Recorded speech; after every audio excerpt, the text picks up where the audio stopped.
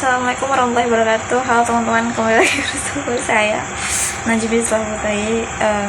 Welcome back to my video tugas videoku. Jadi di materi kali ini, materi ke-6, kita akan membahas tentang manajemen krisis dalam advokasi agribisnis ya. Nah, apa sih itu manajemen krisis dalam konteks advokasi? Nah, ini tuh adalah serangkaian proses dan tindakan yang terencana untuk mempersiapkan, merespon dan pulih dari peristiwa tak terduga yang dapat merugikan tujuan advokasi, kredibilitas organisasi atau kelompok yang diwakili. Nah, tujuannya adalah meminimalkan dampak negatif dan jika mungkin mengubah krisis menjadi peluang. Lalu di sini ada contoh krisis dalam advokasi agribisnis, yaitu berita hoaks harga pangan. Misalnya nih, tersebarnya informasi palsu tentang kenaikan drastis harga beras yang memicu kepanikan konsumen dan destabilisasi pasar. Nah, bagi kelompok advokasi petani, ini bisa menjadi krisis karena dapat memicu kebijakan kontrol harga yang merugikan petani atau menyudutkan petani sebagai penyebab kenaikan harganya gitu. Jadi si petani ini nanti jadi kambing hitamnya gitu. Lalu kebijakan larangan ekspor impor. Nah, pemerintah secara tiba-tiba mengeluarkan kebijakan larangan ekspor impor tertentu, misalnya minyak goreng, batu bara, atau larangan impor produk pertanian. Nah, ini bisa menjadi krisis besar nih bagi asosiasi pengusaha agribisnis atau eksportir karena langsung mengancam keberlangsungan usaha dan rantai pasok. Lalu selanjutnya itu ada pencemaran nama baik komoditas, di mana sebuah produk pertanian tertentu, misalnya kelapa sawit, produk hortikultura, nah dituduh memiliki dampak negatif serius terhadap lingkungan atau kesehatan tanpa bukti ilmiah yang kuat. Nah, yang disebarluaskan oleh media atau kelompok tertentu. Nah, ini tuh bisa menjadi krisis bagi asosiasi produsen komoditas tertentu. Lalu, kegagalan program pertanian skala besar, di mana sebuah program pemerintah, misalnya food estate, yang diadvokasikan atau dikritik oleh organisasi, ternyata mengalami kegagalan besar yang menyebabkan kerugian ekonomi dan lingkungan. Nah, ini dapat menjadi krisis kepercayaan bagi pihak yang mengadvokasi atau mengkritik program tersebut, tergantung pada posisi mereka. Lalu yang terakhir itu ada serangan personal. Nah, terhadap tokoh advokat. Nah, tokoh kunci dalam advokasi pertanian diserang secara personal dengan tuduhan yang tidak benar atau pencemaran nama baik yang dapat melebahkan gerakan advokasi secara keseluruhan.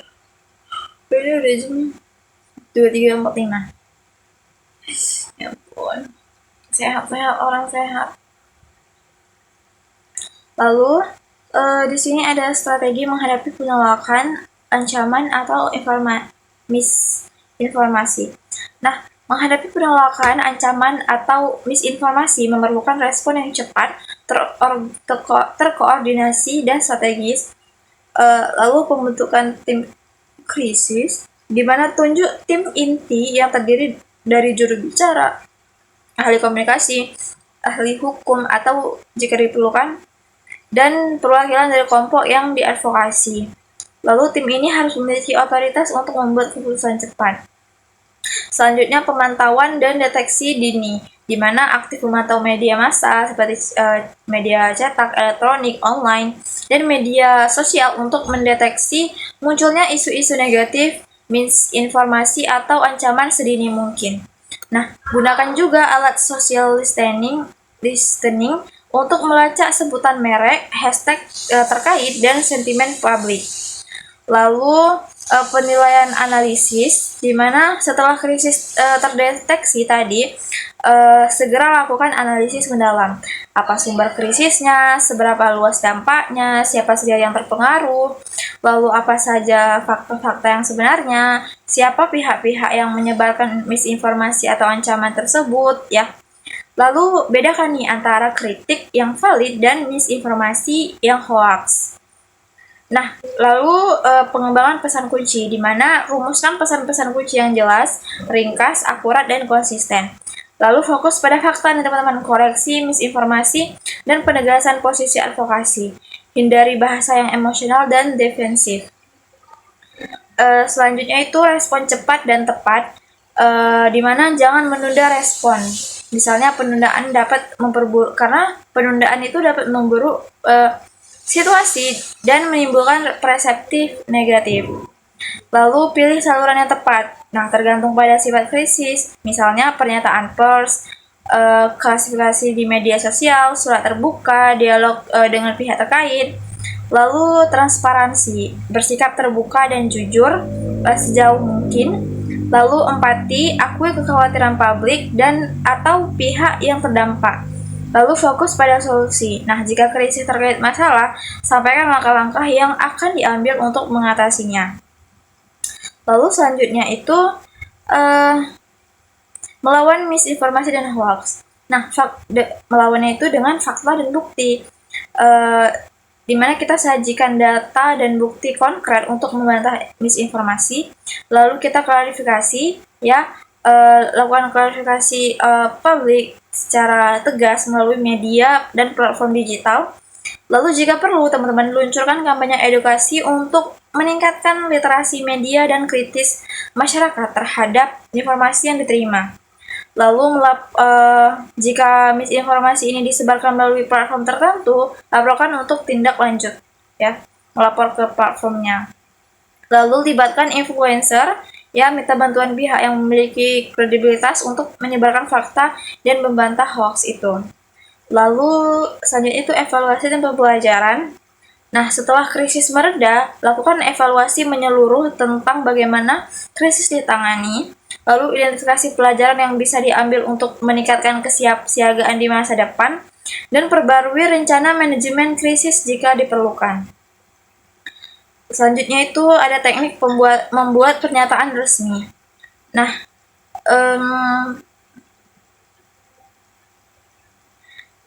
yang pertama itu pernyataan resmi, itu harus jelas dan ringkas. Nah, sampaikan poin-poin utama dalam beberapa paragraf. Lalu faktual dan akurat. Nah, pastikan semua informasi yang disampaikan benar dan dapat diverifikasi. Lalu tujuan yang jelas. Apa yang ingin dicapai dengan pernyataan ini? Misalnya mengklarifikasi, membantah tuduhan, atau mengumumkan tindakan.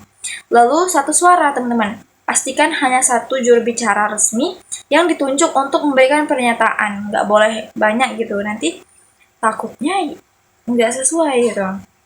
Lalu call to action, ya, ini opsional. Nah, jika relevan, sertakan apa yang diharapkan dari pihak lain atau publik. Lalu kontak media, sertakan informasi juru bicara untuk pernyataan lebih lanjut. Lalu ada klarifikasi di media sosial, ya,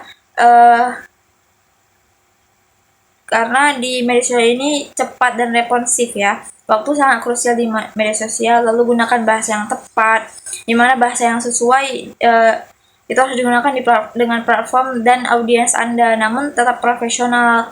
Lalu ringkas to the point, penggunaan media sosial memiliki rentang perhatian yang pendek, fokus pada fakta, lalu gunakan visual, itu opsional, ya, infografis dan grafik. Lalu gunakan hashtag yang relevan untuk memastikan pesan menjangkau audiens yang tepat, dan bersiap untuk interaksi, di mana harapkan pertanyaan atau komentar dan bersiaplah untuk meresponnya secara bijak, gitu teman-teman. Jujur capek banget membacanya.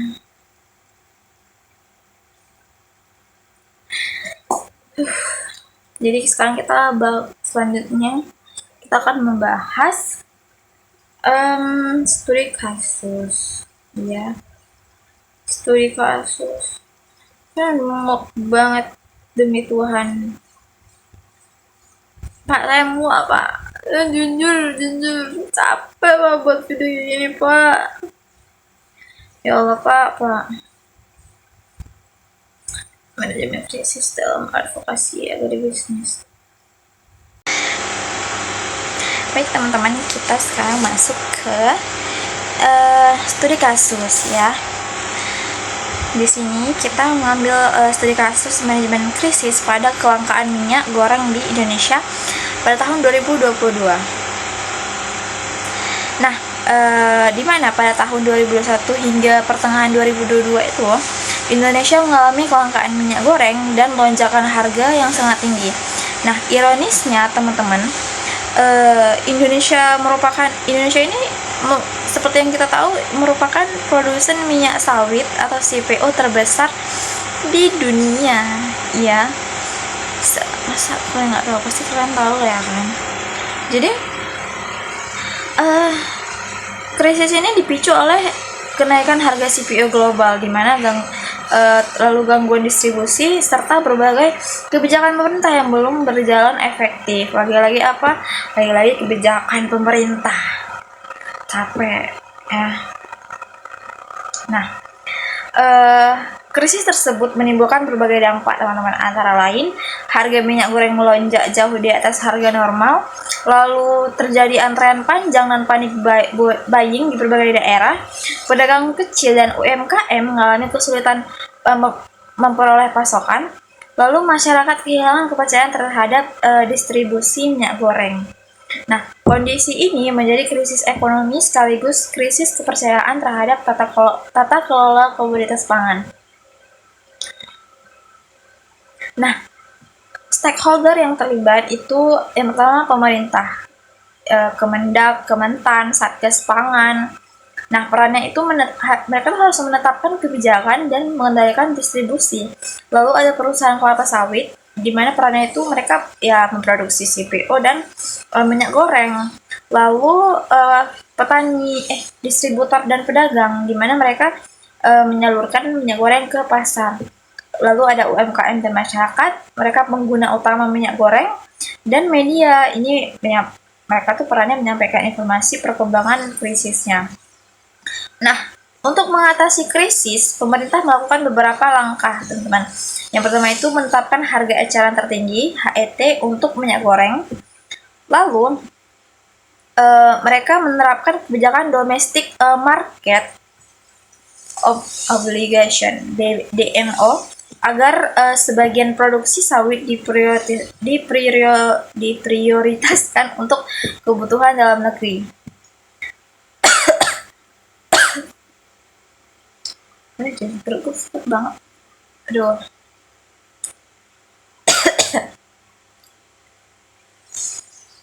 Nah, selanjutnya itu melakukan inspeksi pasar dan pengawasan distribusi, di mana berkoordinasi dengan produsen minyak dan aparat penegak hukum, lalu memberikan bantuan sosial kepada masyarakat yang terdampak. Nah, dalam situasi krisis ini, teman-teman ya, berbagai pihak melakukan advokasi, yaitu antara lain Asosiasi Pedagang itu menyampaikan aspirasi mengenai kelangkaan pasokan. Lalu organisasi petani sawit meminta kebijakan nih yang tetap untuk melindungi harga tetap TBS petani. Lalu akademisi memberikan rekomendasi kebijakan berbasis data, dan media menyampaikan kondisi lapangan sehingga pemerintah dapat merespon lebih baik, lebih cepat. Nah, beberapa kebijakan dari hasil advokasi ini, beberapa kebijakan itu berhasil meningkatkan ketersediaan minyak di pasar. Namun, evaluasi menunjukkan bahwa koordinasi antar stakeholder dan komunikasi publik perlu diperkuat agar penanganan krisis lebih efektif dan tidak menimbulkan kepanikan di masyarakat. Nah, kasus ini teman-teman menunjukkan bahwa manajemen krisis dalam agribisnis itu tidak hanya berfokus pada penyelesaian masalah pasokan, tetapi juga pada advokasi yang efektif. Nah, pemerintah ini harus mampu nih berkomunikasi dengan pelaku usaha, petani, dan masyarakat ini untuk mengambil keputusan secara cepat. Nah, serta membangun koordinasi dengan berbagai stakeholder agar krisis tidak semakin buruk ya. Nah, Kesimpulan ya teman-teman, kasus kelangkaan minyak goreng di tahun 2022 ini menjadi contoh nyata bahwa manajemen krisis dalam advokasi agribisnis itu membutuhkan identifikasi masalah secara cepat, ya, lalu koordinasi seluruh stakeholder, lalu komunikasi yang transparan, lalu penyusunan kebijakan yang responsif, ya, dan evaluasi berkelanjutan agar kepercayaan masyarakat ini dapat dipulihkan kembali gitu. Jadi kalau aku nggak ingat ya di tahun 2022 itu apa ada gitu, tapi nggak tahu, aku lupa guys, bener-bener lupa, kayak lupa ingatan. Mungkin kalian bisa search sendiri di Google gitu, tapi aku lupa jujur, karena di 2022 itu habis covid nggak sih, jadi kayak dunia tuh seakan baru dimulai lagi gitu, baru babak baru, jadi kayak aduh aku sakit perut coy, kenapa ya, MBG mas ada lihat kan buah apa yang paling manis, buah lang tambah ganteng aja.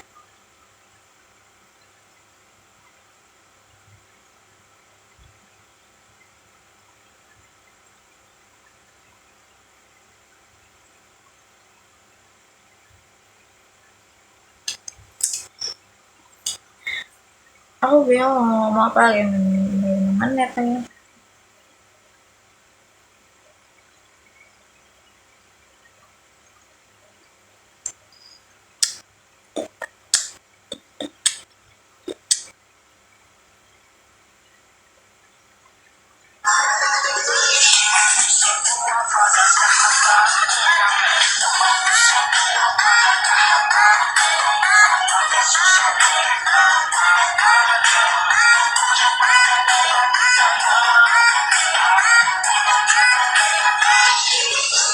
Asik deh gitu teman-teman.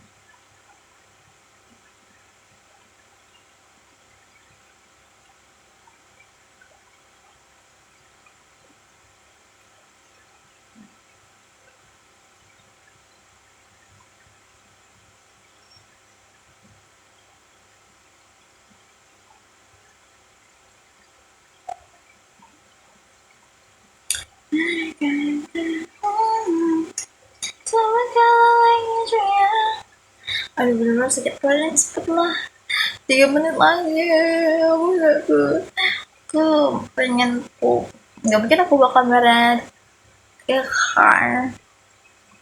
Oh my god, oh my god darling, kita oh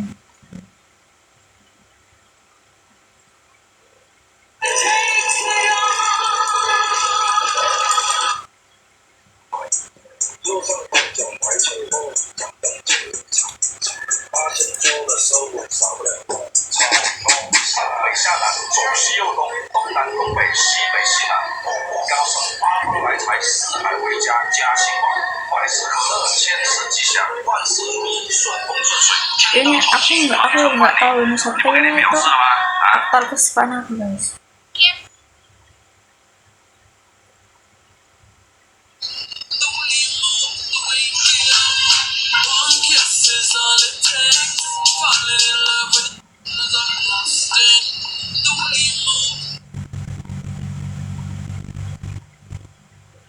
Jujur ya, aku tuh bener-bener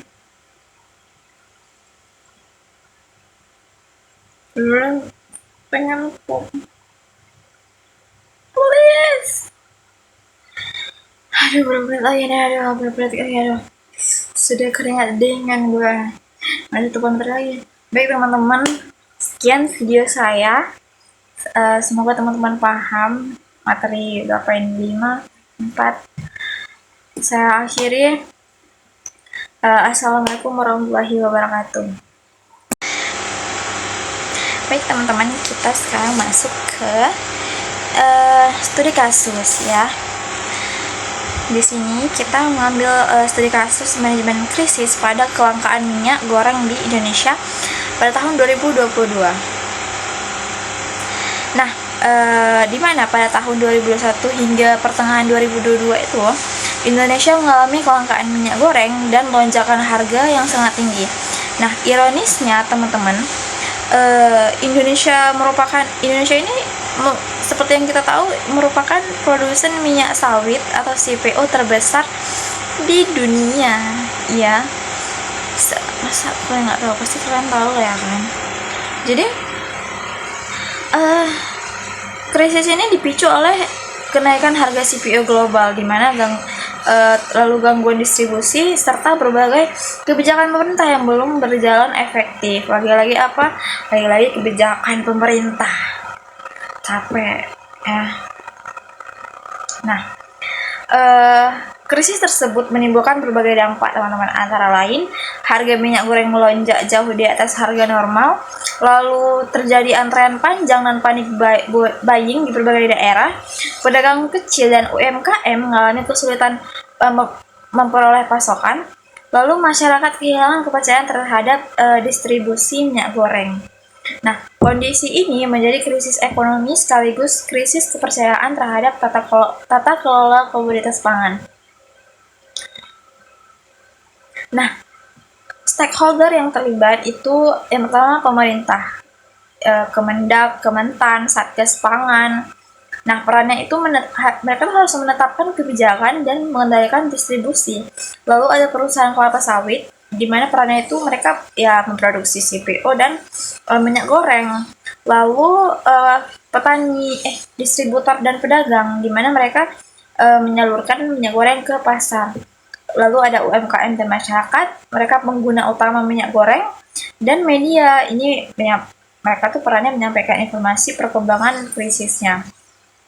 Nah, untuk mengatasi krisis, pemerintah melakukan beberapa langkah, teman-teman.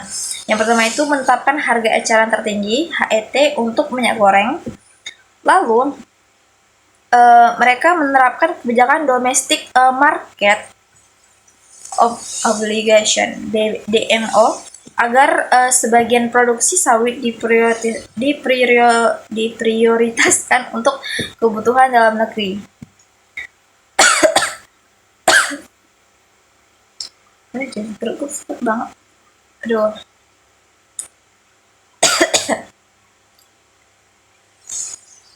Nah, selanjutnya itu melakukan inspeksi pasar dan pengawasan distribusi, di mana berkoordinasi dengan produsen minyak dan aparat penegak hukum, lalu memberikan bantuan sosial kepada masyarakat yang terdampak. Nah, dalam situasi krisis ini, teman-teman ya, berbagai pihak melakukan advokasi, yaitu antara lain Asosiasi Pedagang itu menyampaikan aspirasi mengenai kelangkaan pasokan. Lalu organisasi petani sawit meminta kebijakan yang tetap untuk melindungi harga tetap TBS petani. Lalu akademisi memberikan rekomendasi kebijakan berbasis data, dan media menyampaikan kondisi lapangan sehingga pemerintah dapat merespon lebih baik, lebih cepat. Nah, beberapa kebijakan dari hasil advokasi ini, beberapa kebijakan itu berhasil meningkatkan ketersediaan minyak di pasar. Namun, evaluasi menunjukkan bahwa koordinasi antar stakeholder dan komunikasi publik perlu diperkuat agar penanganan krisis lebih efektif dan tidak menimbulkan kepanikan di masyarakat. Nah, kasus ini teman-teman menunjukkan bahwa manajemen krisis dalam agribisnis itu tidak hanya berfokus pada penyelesaian masalah pasokan, tetapi juga pada advokasi yang efektif. Nah, pemerintah ini harus mampu berkomunikasi dengan pelaku usaha, petani, dan masyarakat ini untuk mengambil keputusan secara cepat. Nah, serta membangun koordinasi dengan berbagai stakeholder agar krisis tidak semakin buruk ya. Nah, kesimpulan ya teman-teman, kasus kelangkaan minyak goreng di tahun 2022 ini menjadi contoh nyata bahwa manajemen krisis dalam advokasi agribisnis itu membutuhkan identifikasi masalah secara cepat ya, lalu koordinasi seluruh stakeholder, lalu komunikasi yang transparan, lalu penyusunan kebijakan yang responsif ya. dan evaluasi berkelanjutan agar kepercayaan masyarakat ini dapat dipulihkan kembali gitu. Jadi kalau aku nggak ingat ya di tahun 2022 itu apa ada gitu, tapi nggak tahu, aku lupa guys, bener-bener lupa, kayak lupa ingatan. Mungkin kalian bisa search sendiri di Google gitu, tapi aku lupa jujur, karena di 2022 itu habis covid enggak sih, jadi kayak dunia tuh seakan baru dimulai lagi gitu, baru babak baru, jadi kayak aduh aku sakit perut coy, kenapa ya, MBG Mas Bahril lihat kan buah apa yang paling manis, buah lem tambah ganteng aja.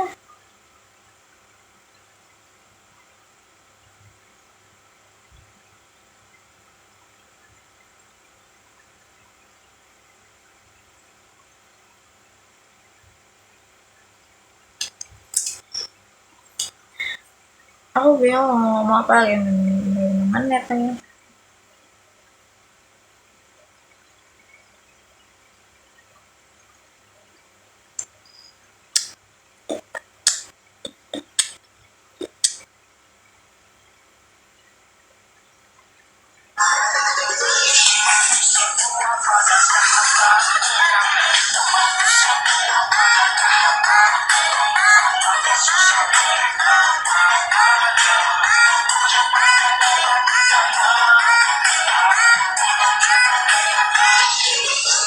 Asik deh gitu teman-teman.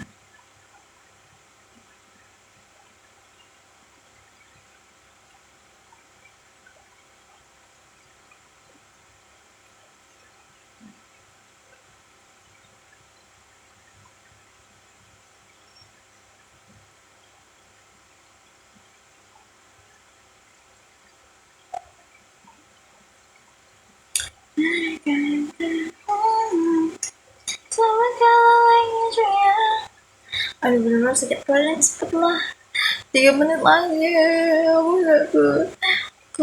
pengen pup, nggak mungkin aku bakal berat ya kan. Oh my god, oh my god darling, kita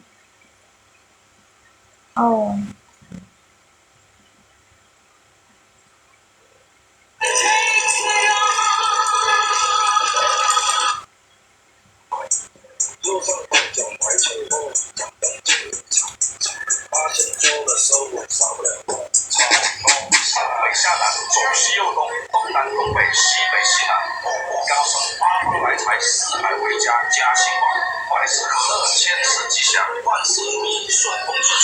ini aku nggak tahu ini siapa ini itu aktor kesukaan aku guys.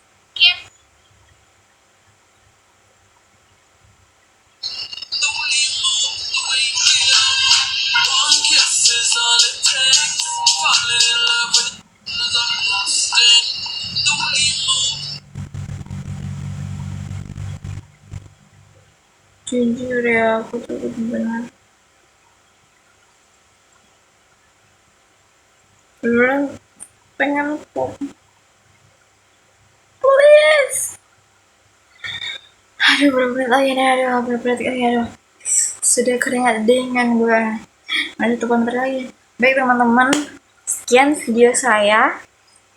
Semoga teman-teman paham materi berapa ini, 5, 4.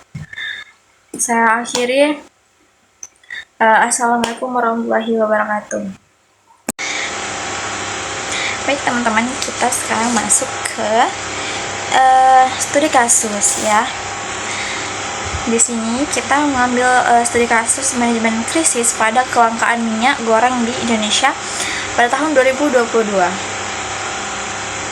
Nah, di mana pada tahun 2021 hingga pertengahan 2022 itu Indonesia mengalami kelangkaan minyak goreng dan lonjakan harga yang sangat tinggi. Nah, ironisnya teman-teman, Indonesia ini seperti yang kita tahu merupakan produsen minyak sawit atau CPO terbesar di dunia, ya. Masa kalian nggak tahu? Pasti kalian tahu ya kan. Jadi krisis ini dipicu oleh kenaikan harga CPO global, di mana lalu gangguan distribusi serta berbagai kebijakan pemerintah yang belum berjalan efektif. Lagi-lagi kebijakan pemerintah. Capek ya. Nah, krisis tersebut menimbulkan berbagai dampak, teman-teman. Antara lain, harga minyak goreng melonjak jauh di atas harga normal, lalu terjadi antrean panjang dan panik buying di berbagai daerah.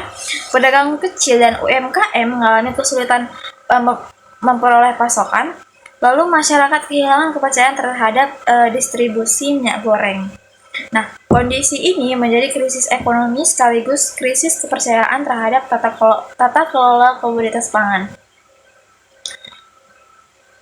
Nah, stakeholder yang terlibat itu yang pertama pemerintah, Kemendak, Kementan, Satgas Pangan.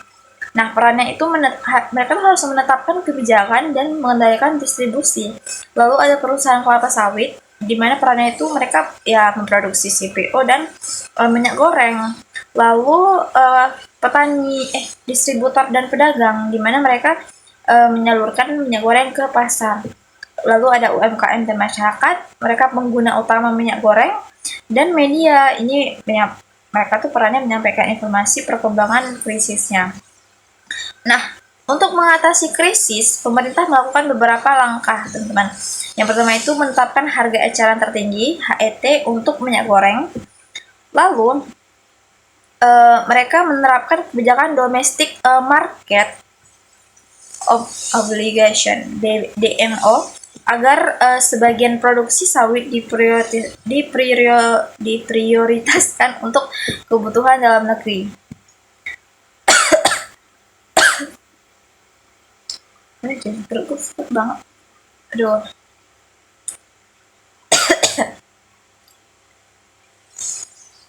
Nah, selanjutnya itu melakukan inspeksi pasar dan pengawasan distribusi, di mana berkoordinasi dengan produsen minyak dan aparat penegak hukum, lalu memberikan bantuan sosial kepada masyarakat yang terdampak. Nah, dalam situasi krisis ini, teman-teman ya, berbagai pihak melakukan advokasi, yaitu antara lain Asosiasi Pedagang itu menyampaikan aspirasi mengenai kelangkaan pasokan. Lalu organisasi petani sawit meminta kebijakan nih yang tetap untuk melindungi harga tetap TBS petani. Lalu akademisi memberikan rekomendasi kebijakan berbasis data, dan media menyampaikan kondisi lapangan sehingga pemerintah dapat merespon lebih baik, lebih cepat. Nah, beberapa kebijakan dari hasil advokasi ini, beberapa kebijakan itu berhasil meningkatkan ketersediaan minyak di pasar. Namun, evaluasi menunjukkan bahwa koordinasi antar stakeholder dan komunikasi publik perlu diperkuat agar penanganan krisis lebih efektif dan tidak menimbulkan kepanikan di masyarakat. Nah, kasus ini teman-teman menunjukkan bahwa manajemen krisis dalam agribisnis itu tidak hanya berfokus pada penyelesaian masalah pasokan, tetapi juga pada advokasi yang efektif. Nah, pemerintah ini harus mampu nih berkomunikasi dengan pelaku usaha, petani, dan masyarakat. Ini untuk mengambil keputusan secara cepat. Nah, serta membangun koordinasi dengan berbagai stakeholder agar krisis tidak semakin buruk ya. Nah, kesimpulan ya teman-teman, kasus kelangkaan minyak goreng di tahun 2022 ini menjadi contoh nyata bahwa manajemen krisis dalam advokasi agribisnis itu membutuhkan identifikasi masalah secara cepat ya, lalu koordinasi seluruh stakeholder, lalu komunikasi yang transparan, lalu penyusunan kebijakan yang responsif ya, dan evaluasi berkelanjutan agar kepercayaan masyarakat ini dapat dipulihkan kembali gitu. Jadi kalau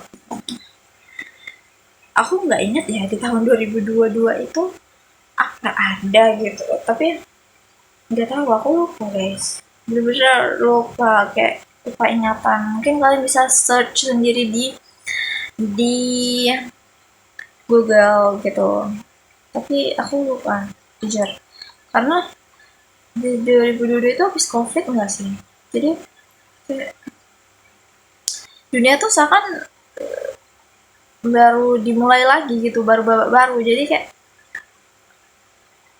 aduh aku sakit perut coy, kenapa ya, MBG mas ada lihat kan, buah apa yang paling manis, buah lang, tambah ganteng aja.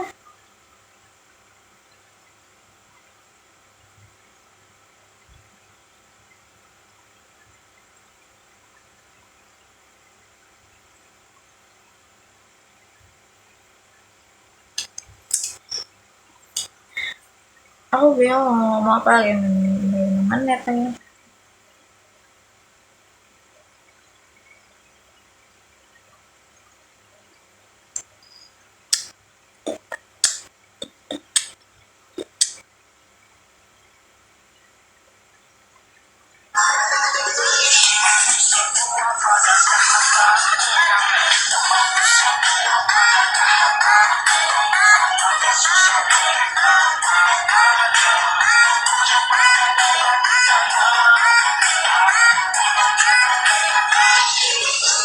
Asik deh gitu teman-teman.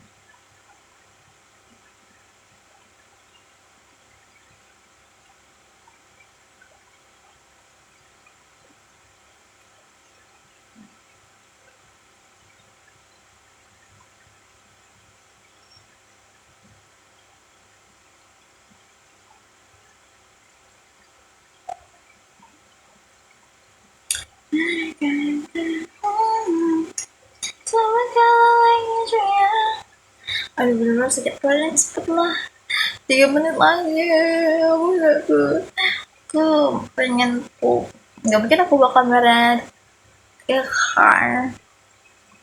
Oh my god, oh my god darling, kita oh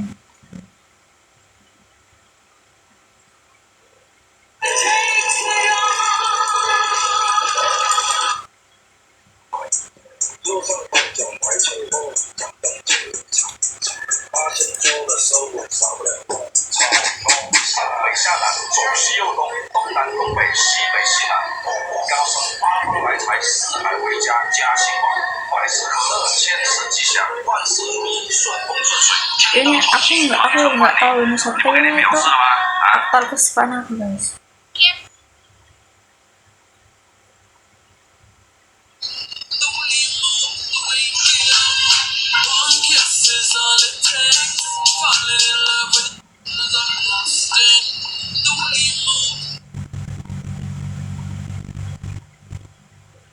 Jujur ya, aku tuh bener-bener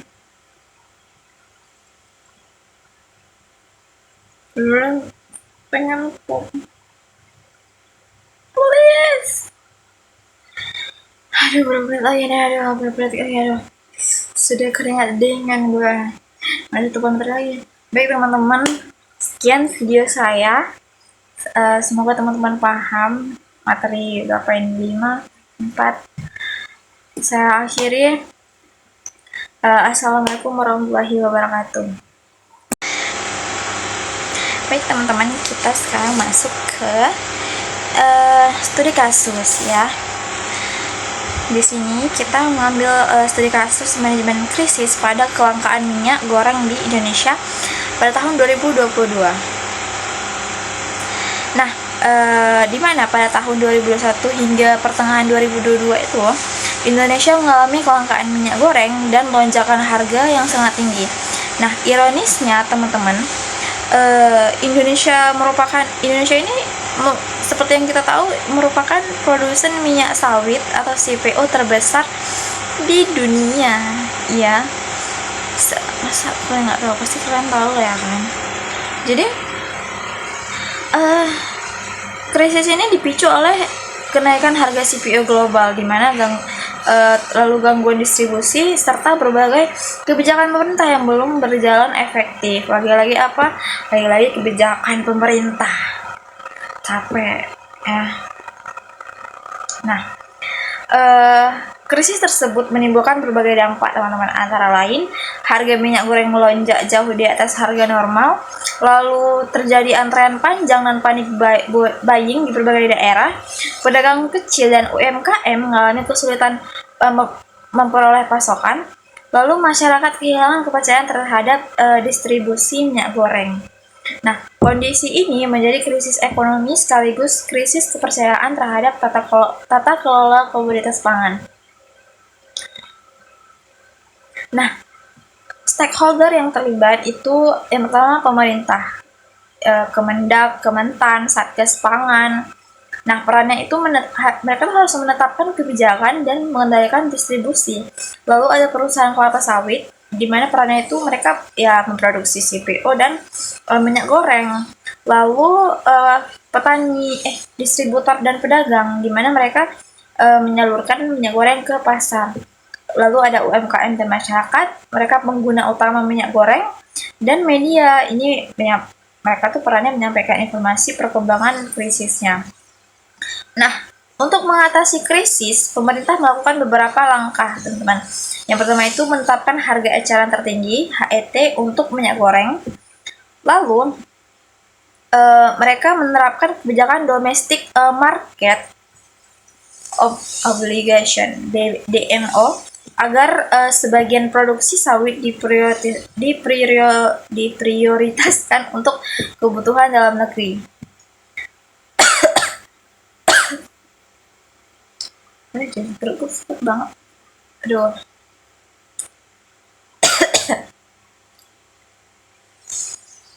Nah, selanjutnya itu melakukan inspeksi pasar dan pengawasan distribusi, di mana berkoordinasi dengan produsen minyak dan aparat penegak hukum, lalu memberikan bantuan sosial kepada masyarakat yang terdampak.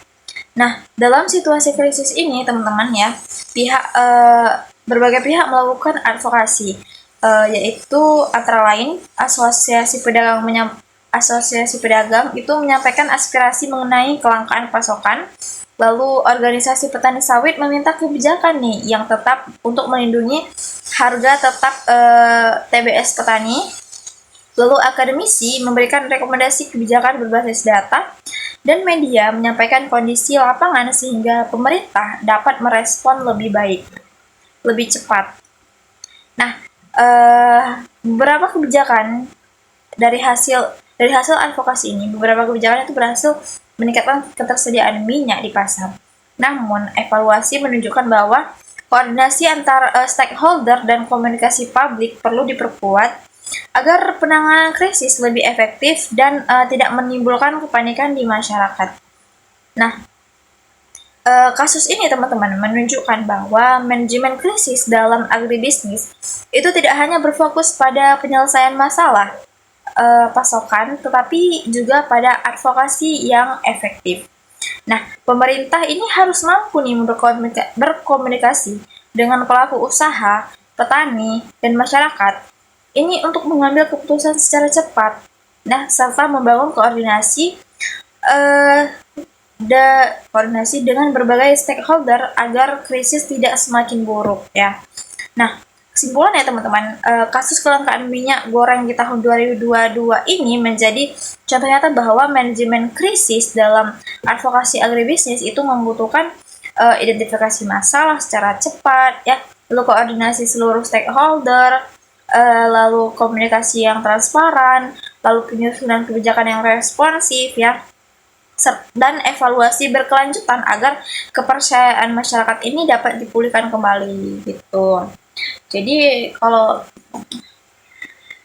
aku nggak ingat ya di tahun 2022 itu nggak ada gitu, tapi nggak tahu, aku lupa guys, bener-bener lupa, kayak lupa ingatan. Mungkin kalian bisa search sendiri di Google gitu, tapi aku lupa jujur, karena di 2022 itu habis COVID nggak sih, jadi dunia tuh seakan baru dimulai lagi gitu, baru babak baru. Jadi kayak aduh, aku sakit perut coy. Kenapa ya? MBG Mas Bahril lihat kan buah apa yang paling manis, buah lil tambah ganteng aja.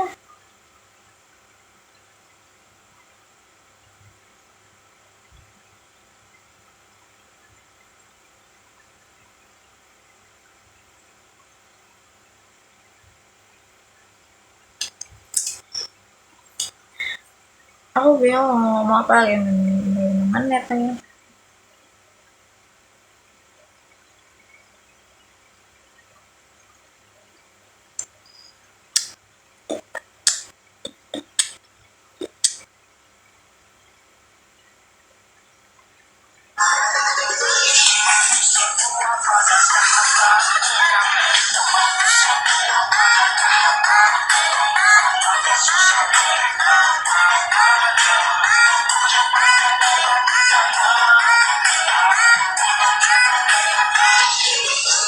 Asik deh gitu teman-teman.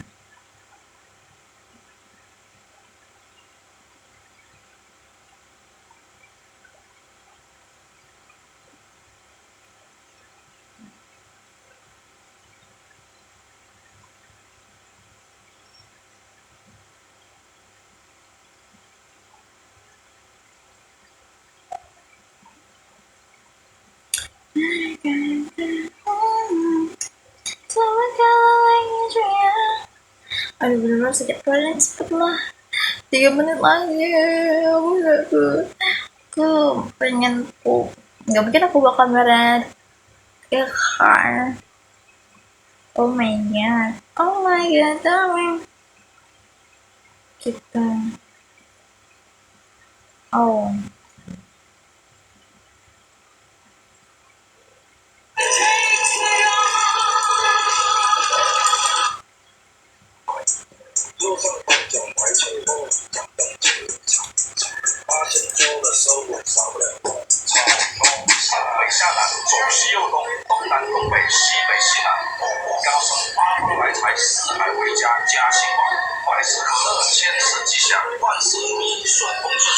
ini aku nggak tahu ini siapa ini itu aktor kesukaan aku guys.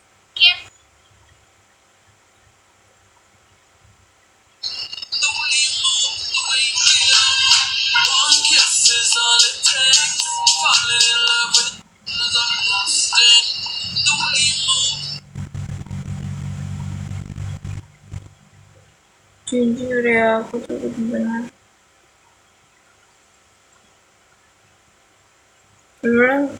pengen pop, please. Aduh bener-bener lagi nih, aduh bener-bener lagi, aduh sudah keringat dingin gue. Ada tuh bentar lagi. Baik teman-teman, sekian video saya. Semoga teman-teman paham materi berapa ini, 5, 4. Saya akhiri. Assalamualaikum warahmatullahi wabarakatuh. Baik teman-teman, kita sekarang masuk ke studi kasus ya. Di sini kita mengambil studi kasus manajemen krisis pada kelangkaan minyak goreng di Indonesia pada tahun 2022. Nah, di mana pada tahun 2021 hingga pertengahan 2022 itu Indonesia mengalami kelangkaan minyak goreng dan lonjakan harga yang sangat tinggi. Nah, ironisnya teman-teman, Indonesia ini seperti yang kita tahu merupakan produsen minyak sawit atau CPO terbesar di dunia ya. Masa aku nggak tahu, pasti kalian tahu ya kan. Jadi krisis ini dipicu oleh kenaikan harga CPO global, di mana lalu gangguan distribusi serta berbagai kebijakan pemerintah yang belum berjalan efektif. Lagi-lagi kebijakan pemerintah. Capek ya. Nah, Krisis tersebut menimbulkan berbagai dampak, teman-teman. Antara lain, harga minyak goreng melonjak jauh di atas harga normal, lalu terjadi antrean panjang dan panik buying di berbagai daerah, pedagang kecil dan UMKM mengalami kesulitan memperoleh pasokan, lalu masyarakat kehilangan kepercayaan terhadap distribusi minyak goreng. Nah, kondisi ini menjadi krisis ekonomi sekaligus krisis kepercayaan terhadap tata kelola komoditas pangan. Nah, stakeholder yang terlibat itu yang pertama pemerintah, Kemendak, Kementan, Satgas Pangan. Nah, perannya itu mereka harus menetapkan kebijakan dan mengendalikan distribusi. Lalu ada perusahaan kelapa sawit, di mana perannya itu mereka ya memproduksi CPO dan minyak goreng. Lalu petani, distributor dan pedagang, di mana mereka menyalurkan minyak goreng ke pasar.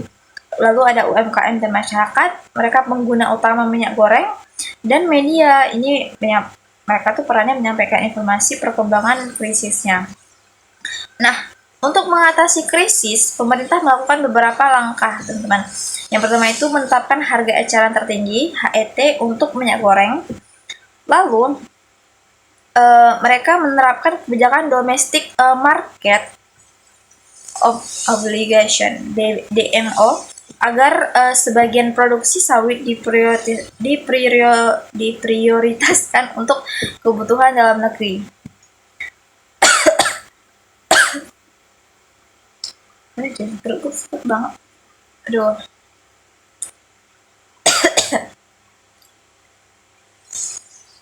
Nah, selanjutnya itu melakukan inspeksi pasar dan pengawasan distribusi, di mana berkoordinasi dengan produsen minyak dan aparat penegak hukum, lalu memberikan bantuan sosial kepada masyarakat yang terdampak.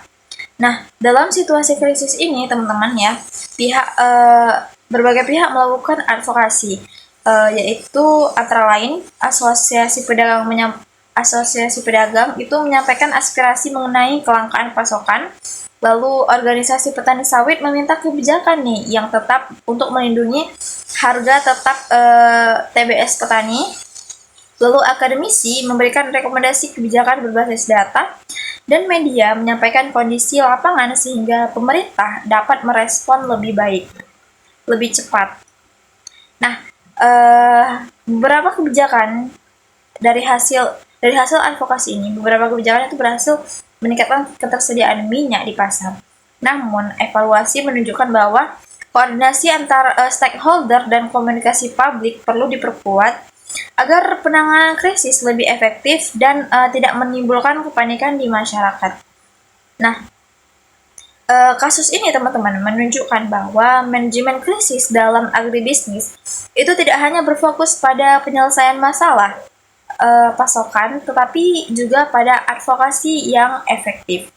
Nah, pemerintah ini harus mampu nih berkomunikasi dengan pelaku usaha, petani, dan masyarakat. Ini untuk mengambil keputusan secara cepat. Nah, serta membangun koordinasi dengan berbagai stakeholder agar krisis tidak semakin buruk ya. Nah, kesimpulan ya teman-teman, kasus kelangkaan minyak goreng di tahun 2022 ini menjadi contoh nyata bahwa manajemen krisis dalam advokasi agribisnis itu membutuhkan identifikasi masalah secara cepat ya, lalu koordinasi seluruh stakeholder, lalu komunikasi yang transparan, lalu penyusunan kebijakan yang responsif ya, dan evaluasi berkelanjutan agar kepercayaan masyarakat ini dapat dipulihkan kembali gitu. Jadi kalau aku nggak ingat ya di tahun 2022 itu apa ada gitu, tapi nggak tahu, aku lupa guys, bener-bener lupa, kayak lupa ingatan. Mungkin kalian bisa search sendiri di Google gitu, tapi aku lupa jujur, karena di 2022 itu habis COVID nggak sih, jadi dunia tuh seakan baru dimulai lagi gitu, baru babak baru. Jadi kayak aduh, aku sakit perut coy, kenapa ya? MBG Mas Bahril lihat kan Buah apa yang paling manis? Buah lang, tambah ganteng aja.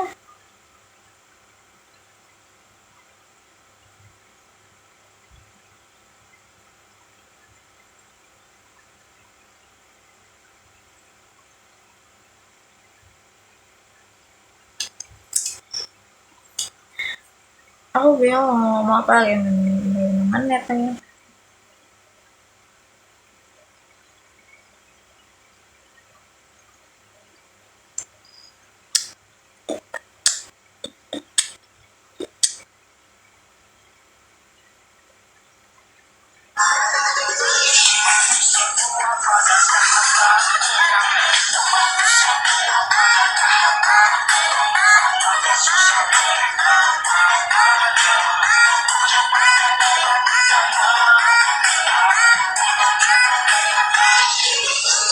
Asik deh, gitu teman-teman.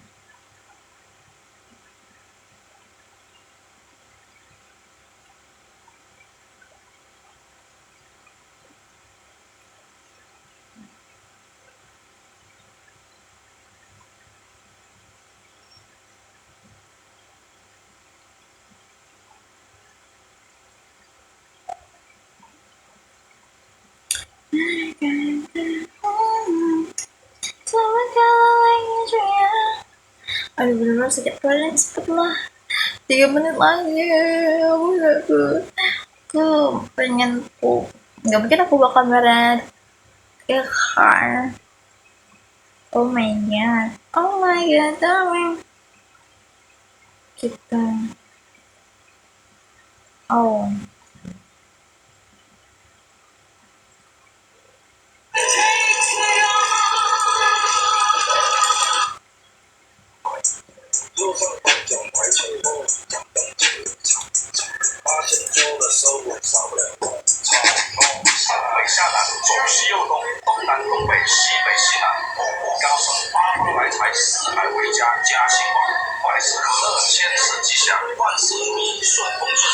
Ini aku nggak tahu ini siapa ini itu aktor kesukaan aku guys.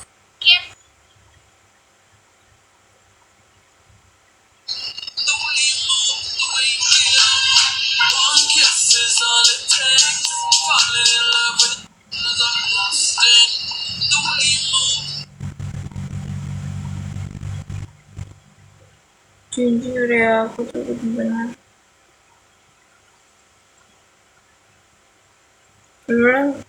pengen pup. Please. Aduh bener-bener lagi nih, aduh bener-bener lagi, aduh. Sudah keringat dingin gue. Ada tuh bentar lagi. Baik teman-teman, sekian video saya. Semoga teman-teman paham materi 8.5.4. Saya akhiri. Assalamualaikum warahmatullahi wabarakatuh. I just had to let you know you're